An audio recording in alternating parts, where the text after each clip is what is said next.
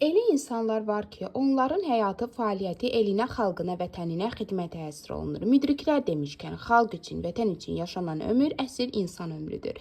Belə insanların ömrü çətin, mənalı və şərəfli olur. Başı həmişə el içində uca olur.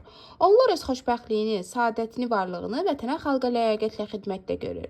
Belə insanlar öz xalqının, millətinin mənəvi siması, genofondudur desək, səhv etməliyik.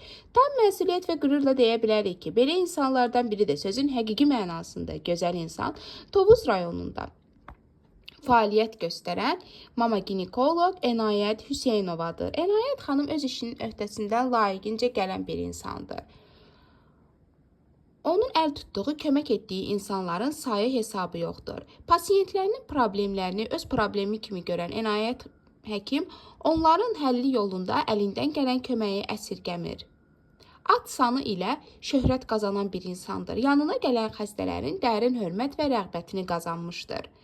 Ulu öndər Heydər Əliyevin siyasi kursuna daim sadiqdir. Heç bir təmənna güdmədən, tutduğu vəzifədən asılı olmayaraq, vəzifədə olub-olmamasından asılı olmayaraq, Prezident İlham Əliyev dövlətçiliyimizə sabit, stabil, sadiq adamdır. Heç bir qüvvə onu heç vaxt əqidəsindən döndərə bilməz. O, böyük müəllimi və idealı olan Heydər Əliyev kimi layiqli insanlara dəyər verməkdən zövq alır. Biz də bu çətin və şərəfli işini böyük ləyaqət və vicdan hissi ilə icra etdiyi üçün Enayət həkimə təşəkkür edir. Ona gələcək işlərində uğur və müvəffəqiyyətlər, həmçinin yeni nailiyyətlər arzu edirik.